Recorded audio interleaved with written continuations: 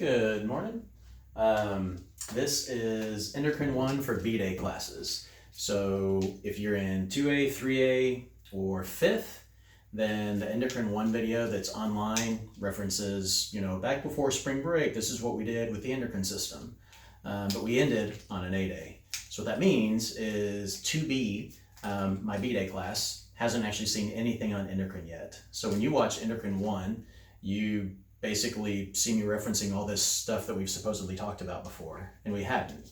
And I did that because I'm an idiot.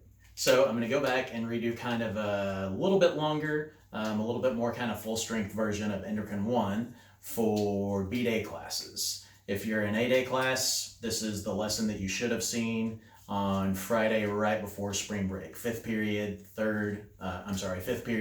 on Thursday and Friday, pretty much. So I'll cut it down just a little bit, but we start off the endocrine unit. We're in our body system 1 notes. They look like that on the front. And then if you flip through, you eventually get to a page that says endocrine system hormones. On the AP Bio test, I'll say it every time I start a body systems video. Body systems are not supposed to be on there anymore, but sometimes parts of body systems can be disguised as cell communication. So like endocrine system, neurotransmitters with the nervous system, cell transport in the nervous system, that type of thing.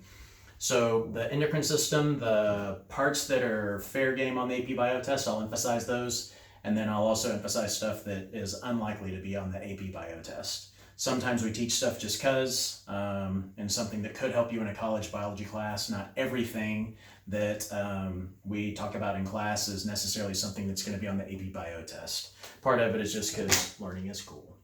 Okay, up at the very top, we'll talk about a few things first, and then we'll kind of get into some of these. The job of the endocrine system is to maintain homeostasis. And endocrine versus exocrine versus neurotransmitters and things like that. The differences with, say, neurotransmitters, I have a nerve cell and it's communicating with a neurotransmitter to another nearby nerve cell and neuron, and they're in very close proximity. So this cell is sort of communicating with this cell. It might synapse on a few thousand other cells that it could talk to, but it's all pretty close. Whereas when we get into the endocrine system, we're dumping signals into our bloodstream. So my adrenal glands that sit on top of my kidneys, they might dump adrenaline into my bloodstream, and that makes it all the way up to my brain, and then my brain decides, hey, we need to change your heart rate, your respiratory rate, things like that, fight or flight. So we're traveling, several feet to get up to my brain and send a message. So endocrine is kind of more body-wide. And the way that some cells respond to an endocrine signal and other cells don't is based off of receptors. So if I have an endocrine signal, a hormone, that is shaped like this, if I've got a cell, maybe this is brain, and it has a receptor that is complementary, so this ligand fits that receptor, the brain can respond. We call that brain cell a target cell. It's a target for this particular hormone. Maybe over here, a muscle cell, it does not have that receptor, therefore it won't respond to that hormone. So I can dump a hormone into my bloodstream. It goes everywhere that my blood goes, which is pretty much everywhere. And this organ might respond to it, and this other organ or this other cell might not, based off of whether or not they have receptors.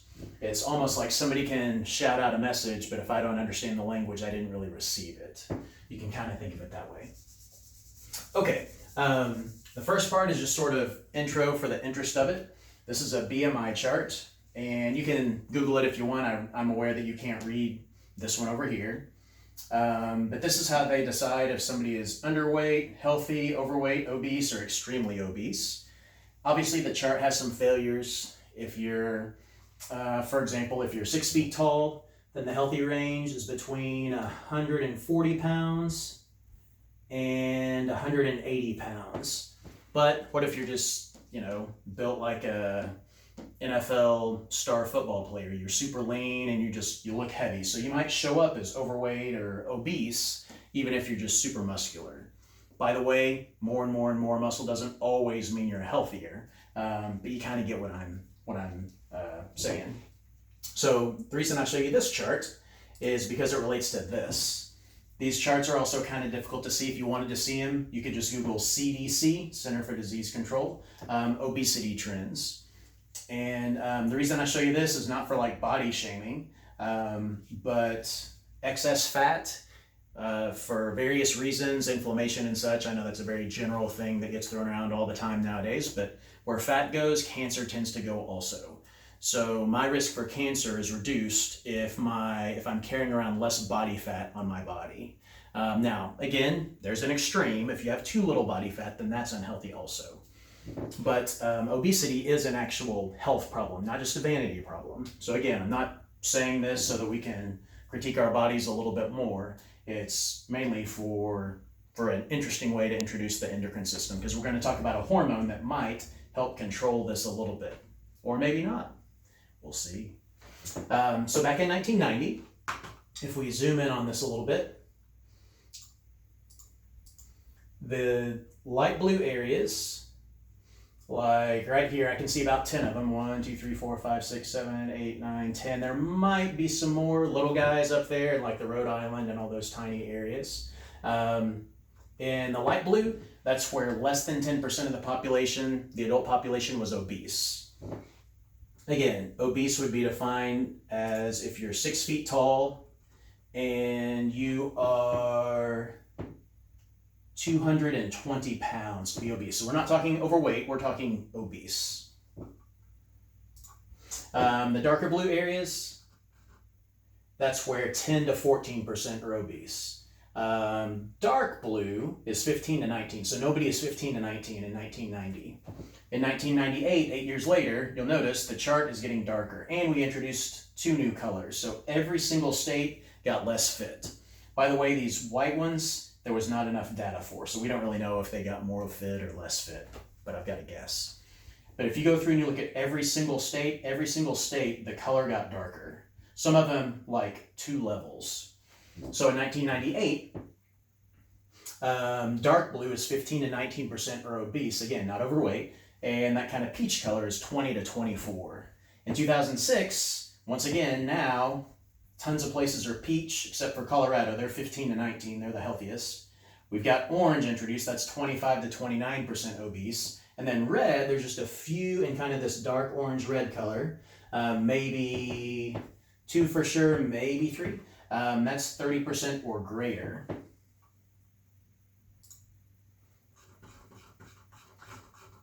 In 2009, it gets worse.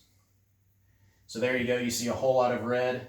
And again, Colorado is the most fit at 15 to 19%. So whenever your president, your spouse, has like a public issue.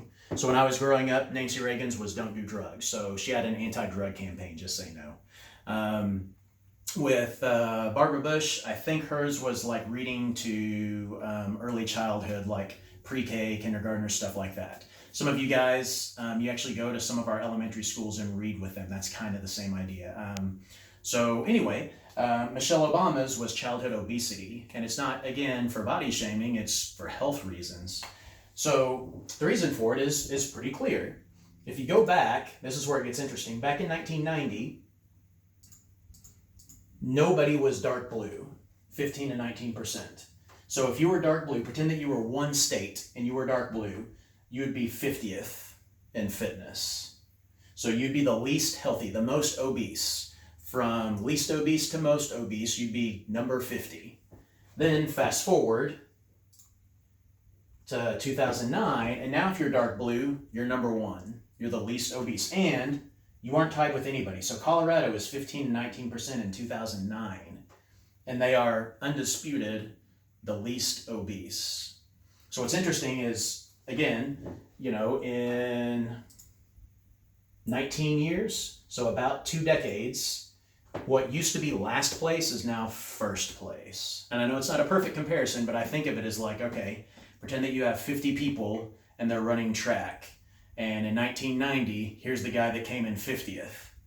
Then 20 years later, when we run times, that guy would have been a gold medal champion.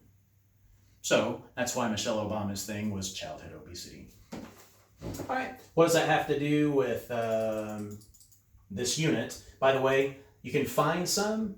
You can go to CDC and get some newer ones from like 2015, but the way they collected data was different, somewhere around 2011, 2012. So you can't compare them apples to apples exactly.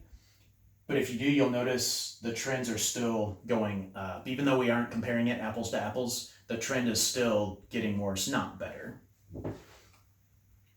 So the reason that I bring this up in this unit is because of this guy. So that's a mouse.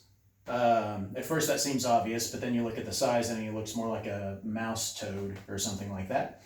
And so what we noticed was there were some mice that basically had weight problems. And depending on what estimates you look at, and this changes all the time, but you know, genetically we're somewhere around like 85% genetically identical to a mouse. I've seen as high as 90%. I've seen as low as, I want to say 85 is the lowest I've seen, but I might be wrong. So we're genetically, we have a lot more in common with a mouse than we do not in common. So in general, if we test a cancer drug on a mouse and it works at helping their pancreatic cancer, it'll probably help us too. That's why we test it on mice. If it works on them, then we would expect that there's a good shot that it'll work on us. Here's another one. You can see he more than doubles those. And so what we found was there were a couple of genes that were linked to this problem in mice. So there was this one gene called OB.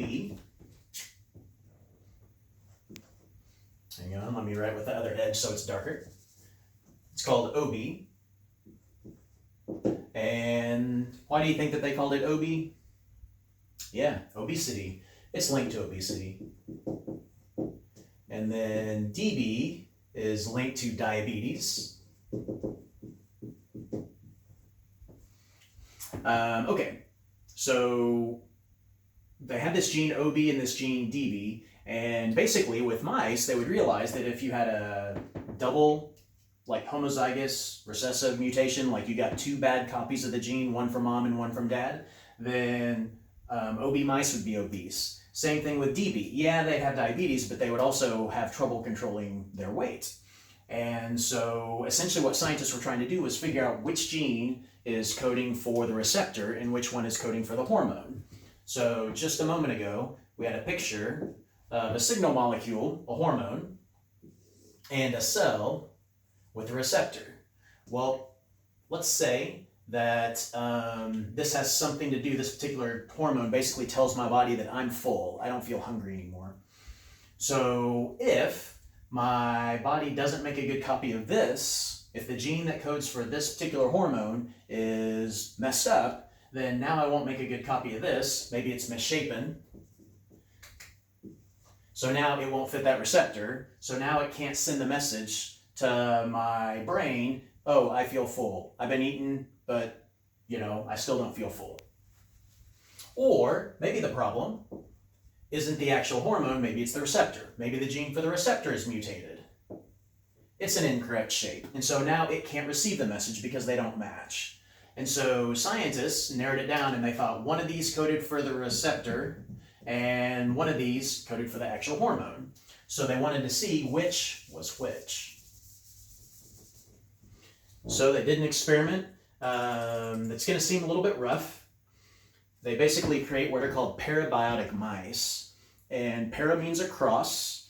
If you take organic chemistry one day and you've got like a ring like this, if I put two chemicals next to each other, they call that ortho. And then this is meta. And then if I put them across from each other, they call that para. So para means across in science world, among other things. So basically what happens is they sew these two mice together. So essentially, like, let's say that there's another person right here, and I'm obese, and this person is not. Well, if I cut my side open and cut this guy's side open, and then we share a bloodstream, then now any hormones that are released, we should be sharing. So with parabiotic mice, you're basically making sort of like conjoined twins. Instead of separating, you're joining them. So again, we'll go in, cut my side, cut his side, cut some of our blood vessels and like merge them together so that our blood streams are circulating in each other, again, like conjoined twins. And then of course, sew enough tissue together so that if I decide to go left and he decides to go right, we don't just rip apart from each other. And so that's what they do with these mice. I will show some pictures of the actual mice in a moment, and I'll give you a heads up if a picture is going to be kind of disturbing. So what they noticed was in these mice, if I'm an OB mutant, obviously the really big guys are mutants, that's why they're big guys. And so this OB mutant, when I sewed him to an average size mouse, he shrank. When I had a DB mutant, again, the DB gene, I guess I erased that. When I have a DB mutant and I sewed them to an average size mouse, the average size mouse shrank. In fact, if they kept the experiment going, this mouse shrank so much it died. If I take an OB and a DB mutant, or mutants, and I sew them together, the OB mutant starts to shrink. The DB mutant doesn't. So what I want you guys to figure out is which one of these, the OB gene or the DB gene, which one codes for the actual receptor and which one codes for the actual hormone. Okay, well first we have to kind of know how these hormones work. So whenever we're looking at this, the hormone that we're studying is called leptin. So here's how leptin is supposed to work. Not in a mutant, but in like this normal mouse. And humans have leptin also. So this is also how it works in humans. So up here in my brain, let's say this right here is brain. I educate America. Here's my brain. And inside of my brain, I've got some cells in my hypothalamus. And those cells in my hypothalamus have receptors on them. Those receptors are complementary shapes to triangles. So if I have a triangle, it'll fit in there, kind of like a lock and a key. And so what will happen is whenever I eat food, so if I eat food, then I'll burn some of those calories that I eat. But if I have extra calories left over, like let's say I'm eating sugar, then sugar gets dumped in my bloodstream. I can burn that sugar and use it as energy. Another thing I can do is once I'm done with that, then I stockpile that sugar as a substance called glycogen in my liver. And then when that's full, then I start converting anything long-term energy that I want to keep for a while, I convert it to fat. So I'll convert it into fat. Well, I have some fat cells. And right now, I've got 3 fat cells up here. And those fat cells are empty. Picture a water balloon. And whenever I eat food and I have extra fat that I store, then I start to fill those up. So when I store fat, I put fat in here, and now this fat cell doesn't look all deflated anymore, it's full of fat, kind of like a water balloon full of water. So now that it's full of fat, what will happen is from there, that fat cell starts secreting leptin. Leptin. And leptin ends in IN, so what does that mean about it, kids? Students, sorry. That means that it's a protein. When things end in IN or EN, they're typically a protein. If they end in ACE, then they're typically a protein that runs a chemical reaction, speeds up a chemical reaction, enzymes. But if it's not an enzyme and it's a protein, it usually ends in IN or EN, like actin, myosin, leptin, hemoglobin, or collagen with an EN. So I secrete leptin. Leptin hits that receptor, and now my hypothalamus says, you're starting to feel full. Well, if I release a little bit of leptin, I hit some of these receptors, and I get some messages of feeling full. But the more I eat, and the more I fill up fat cells, then that means the more leptin I'm releasing. So again, leptin is kind of triangular shape in my picture. In real life, it's not. In real life, it's actually a bunch of alpha helices. I'll show you in a second if you care. And so the more leptin I release, the more I tell my hypothalamus I'm full. And this is not the only way we feel full. When my blood sugar is steady, I'm more likely to feel full than if it's crashing. You've seen like the Snickers commercials. If my stomach is empty, I'm more likely to feel hungry. That's why if your stomach's, let's say, currently 700 milliliters in size, and it's empty, if you guzzle a bunch of water, you'll feel full. But obviously the water's not giving you any calories. You might have been hungry before, and you were also thirsty. You guzzle a bunch of water, and then you don't feel like eating. Temporarily, your brain is sort of tricked into thinking we just got a full belly of calories. This is a way that we feel full. So back to these mice, what we're trying to figure out is, why does that guy not ever feel satiated? Why does he keep eating? Is it because his leptin receptors are bad, or because of his leptin is bad? We know there are two mutated genes, OB and DB.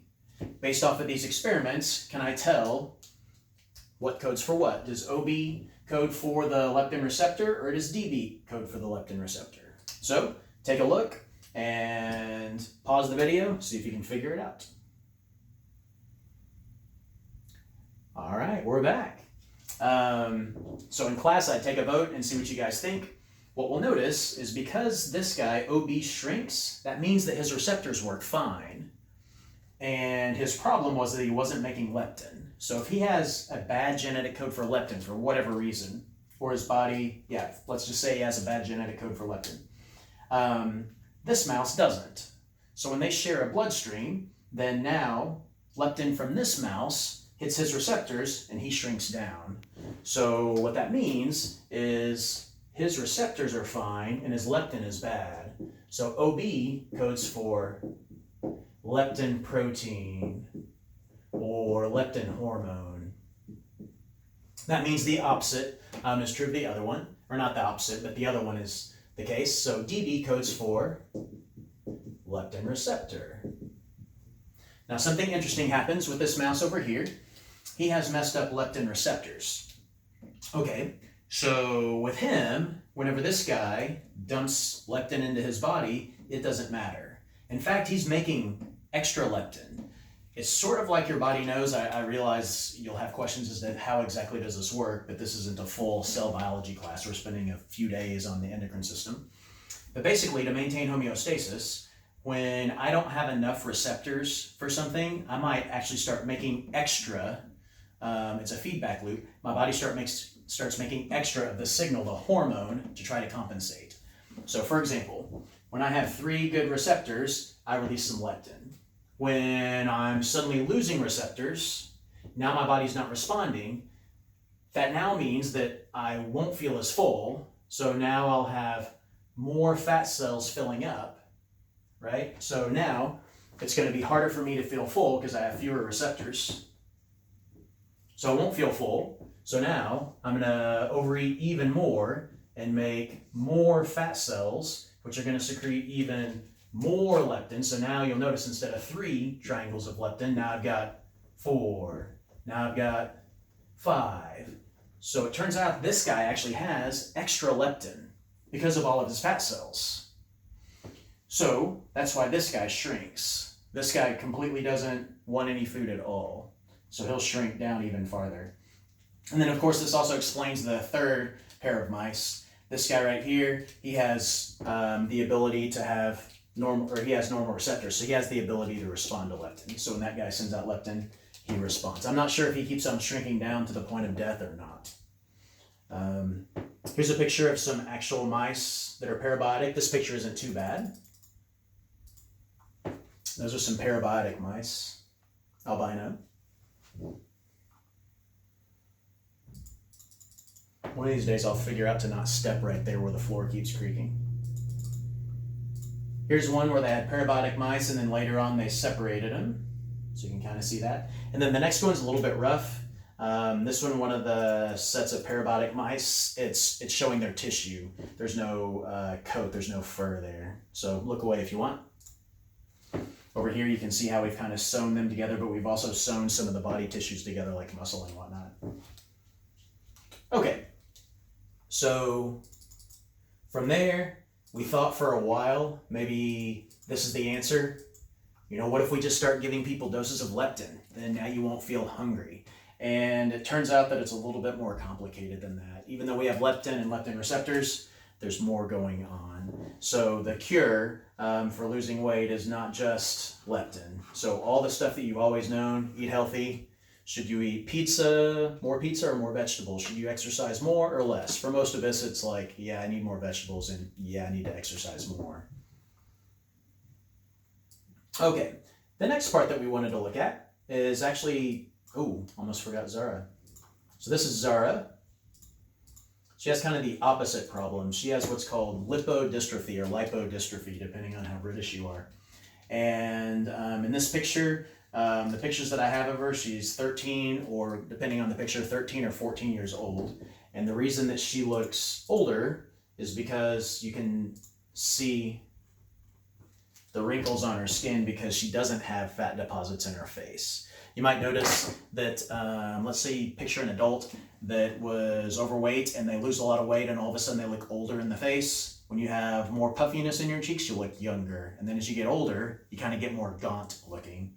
But that's part of the reason why her skin looks so thin. Like I have wrinkles, and you have wrinkles. My wrinkles look like old man wrinkles. Yours look like you're squinching your face. You have a little bit more fat underneath your wrinkles than I do. If you're interested in videos about Zara, if you just Google Zara, Z-A-R-A, and then lipodystrophy, L-I-P-O-D-Y-S, and then trophy, you can find some videos on her. In class, I even showed like a little video clip about her. There she's kind of pulling her neck back, so everything's exaggerated. But in class, I showed a video of Zara. They kind of talked to her family and everything else. But it's pretty interesting. The last major thing that you missed, if you're in the B-Day class, was this. It's a quick review of something that we learned in our second unit, but it came back to this. I can have hormones that work off of this pathway, generally, or a pathway more like this. Now, this is not the only one. There are several different versions of this type of pathway. We kind of break down the way that hormones work into two major groups. So here, what we're looking for is the difference in the receptor. So notice here, the receptor is inside the cell. Here, the receptor is on the edge of the cell. So, let me erase this.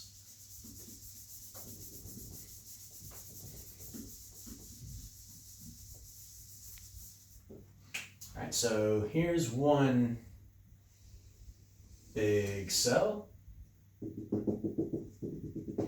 There's my nucleus with DNA. DNA is wrapped around histones to keep it from getting tangled up. Because to read DNA, we have to be able to unzip it. And if it's tangled, it's tough to unzip. And then the cell might not be able to express some sort of gene that it needs. So here's my DNA, and maybe here's some gene that codes for something. So I'll just put a G for a gene. And maybe right now that gene is off. Okay, well I could have a receptor that's like in the outside of the cell. Or stuck in the membrane. It's facing outside the cell. Or I could have a receptor that is internal, inside the cell. So this one is complementary to triangles, this one is complementary to rectangles. Okay, so this is big on the AP Bio test. They aren't going to ask you about Zara and lipodystrophy, likely on the AP Bio test, but this is a pretty big deal on the AP Bio test. So the difference between these two comes down to, what do I know about this particular chemical, this hormone? Like, I know it's testosterone because it tells me, but how do I know that that could be testosterone or aldosterone or estrogen? But how do I know that it couldn't be insulin? Well, it's because that particular chemical, to slide through the phospholipid bilayer, you tend to need to be small and nonpolar. The smaller you are, the more likely you are to get through. The more nonpolar you are, the more likely you are to get through. Bigger things and more polar things have a tougher time getting through. So essentially that means this guy, if this hormone can actually slide through the phospholipid bilayer to hit its receptor, and then that receptor maybe goes in and acts as a transcription factor to turn this gene into the on position, and now I start manufacturing some protein and my cell's responding. If this guy is sliding through the cell membrane, without help, then that means he has to be small enough and non-polar enough. This guy over here, this is actually the more common way, turns out, according to cell biology in the book The Cell, Molecular Biology of the Cell. This pathway is more common. This is for larger or more polar things, like insulin. Insulin ends in IN, so if it ends in IN, like we said a moment ago, that means it's probably amino acid based. It's a protein. And I'd have to look, I want to say, I can't remember if it's like between a third and a half of the amino acids are polar. And so when you have a protein that might be, a few hundred amino acids long, odds are a pretty good chunk of those are going to be polar. So in general, if I have something that's binding right here, that means it's probably polar and it's probably amino acid based. This guy over here is going to be non-polar and lipid based. Okay, so what we'll do is this guy slides right through. Well, the non-polar things, many of them, not all of them, but many of them are based off of cholesterol. You might know that grandpa's on cholesterol medication because his cholesterol might be clogging his arteries. His blood cholesterol is too high. And cholesterol, we've seen this chemical in the first unit earlier in the year, but cholesterol I recognize because it has a hex, hex, hex pentagon and a stair-step formation. Well, here are some hormones. What do I notice about these hormones? Well, they look like they're all based off of cholesterol, right? Hex, hex, hex, pentagon, and a stair-step formation. The side groups are slightly different. Testosterone versus estradiol estrogen are very slightly different. But otherwise, they look like they're cholesterol-based. And the way I can tell based off of the name is aldosterone, testosterone, estradiol, progesterone. The way that I typically recognize these is I take the word cholesterol, and if the hormone that I'm learning about, like, pretend that I just made one up and it was like expo, ostro, whatever. If you see ostro or estro or something like that, or it looks like we're kind of hacking up the word cholesterol and making a different word out of it, it's probably cholesterol based. So I could give you a hormone that you've never heard of. You notice that it has estro or ostro in it. And you're like, all right, that's cholesterol based. Cholesterol is non-polar. It's a lipid, which means that it can squeeze through the membrane, which means it's going to hit this receptor that's inside the cell. Sometimes these receptors are actually inside the nucleus, by the way. And then that will go in and turn a gene on or off, for example. If I have something polar, those are typically amino acid based, so they'll end in IN or EN, like insulin. So maybe this is insulin, and with them, I have to somehow pass the message inside, even though this triangle can't go inside the cell. So that's where we get into signal transduction. So that's when a protein turns on another protein, turns on another protein, and then I either have an effect in the cell, or I could even, maybe inhibit this guy, or go and turn on a gene myself. And so what we look for on the AB Bio test and in a college biology class is comparing and contrasting these two, and then looking at a signal transduction cascade. And that has 3, or in my notes I say 4 parts. I kind of break it down and I say you need a signal molecule, a hormone, protein-based, amino acid-based. Number 2 is reception. Number 3, when you kind of hand off the baton like a relay race, this protein activates this protein, activates this protein, that's called transduction. And then the cell responds. And if I'm writing an essay, I don't just say the cell responds, I give you an example, like I turn a gene on or off. Or if it's insulin now, like lower blood sugar as my final response. Also along the way, you might remember that we also amplify the signal. I don't just have one protein in a relay race turning on one protein, turning on one protein. It's one might turn on 20.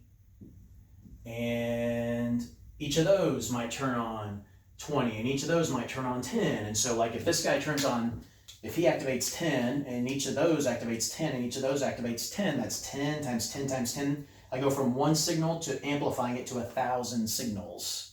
And as I amplify the signal, then now the response is going to happen quicker. If I have 10,000 notifications coming through about something, I'm going to notice it more than if I just have one. So signal transduction cascades, protein-based and cholesterol or nonpolar based, are super big in this unit. And from there, what we're going to do is we're going to go on and look at a few specific hormones. So the first one we looked at, well, we haven't yet, the other classes did, was Robert Wadlow. That's Robert Wadlow when he was age 12. He was 6'11". That's his dad. His dad is quote unquote average height. If you're following along in your notes now, we're now on the very next page where it says growth hormone up at the top. So Robert Wadlow had a tumor on his pituitary gland, and your pituitary gland makes all kinds of hormones, one of them being growth hormone. So his body released growth hormone always. So he was in a forever growth spurt until he died at 8'11", at 22 years old. Right before he died, not when he was like deteriorating, like the last few months of life, but say a year before he died, when he was still almost 8'11", he weighed almost 500 pounds. He was 492, but he always looks like this. He's just that tall. That's what 500 pounds looks like when you're that tall. So there he is with his dad. He's getting taller. Class picture. You might notice Robert back there. Here he is, chandelier bumping into him. Here he is with the ladies. Another picture. Another. His funeral, a bunch of people came from around town. I don't know how well you can see, you might have to Google this one, but it's his casket on a flatbed truck. And then this is the growth chart. Again, some of this will overlap with the other video I did. But when he was born, 8.5 pounds. That's pretty normal. Slightly bigger than average, but nothing like outstanding. And by age 8, though, he was 6 feet tall. By age 14, generally when you're 14, you're entering your freshman year, ending your 8th grade year, he was 7'5". When he was 18, he was 8'4". When he was 21, he was 8'8" and weighed 492 pounds. Again, he always looked skinny. It just, he was so tall.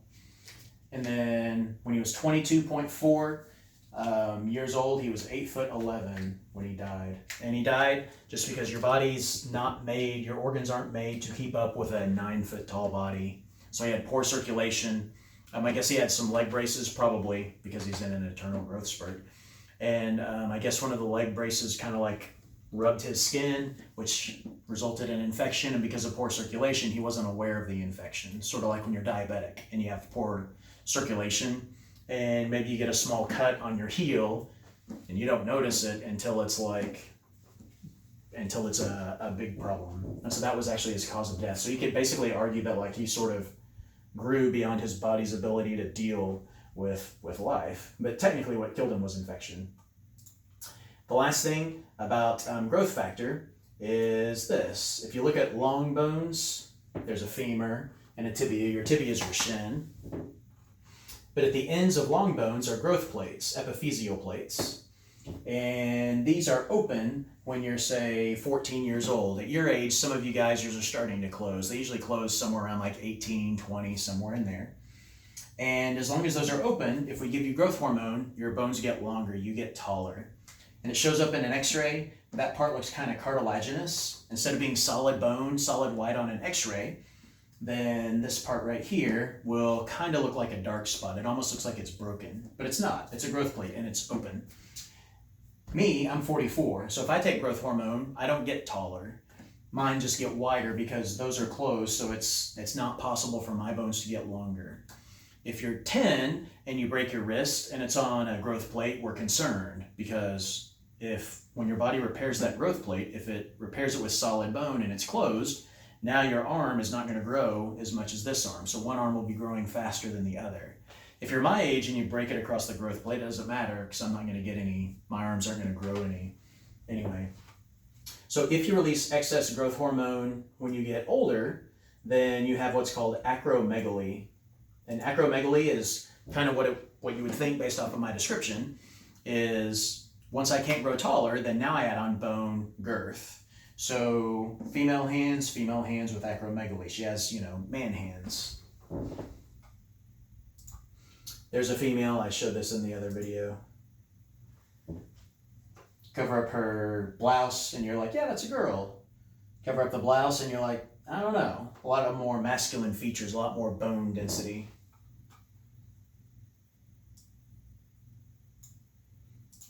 Famous giant.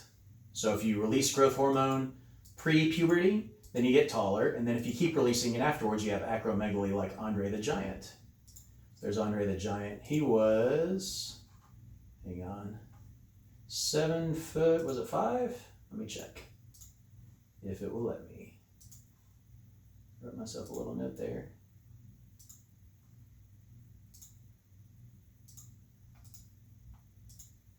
All right, won't let me, or it's blank. I don't know what's going on. I want to say he was 7'5". Here he is with another wrestler. Keep in mind that's a pro wrestler, so that other dude is big. Here he is with Hulk Hogan and none other than Donald Trump. You might wonder why, Trump Plaza, so you'd host things like nowadays it would be MMA fights, might be in Vegas or whatever, and that's Hulk Hogan. Hulk Hogan was called Hulk because, he was big. Donald Trump, it's always surprising, he's something like 6'4" or 6'5", so Hulk Hogan's actually quite tall, but none of them look very tall compared to Andre the Giant, all because of excess growth hormone. All right, so that is Endocrine Day 1 for Class 2B. And then next we get into Endocrine 2, which is oxytocin, ADH, and some of these other hormones. Thanks for listening.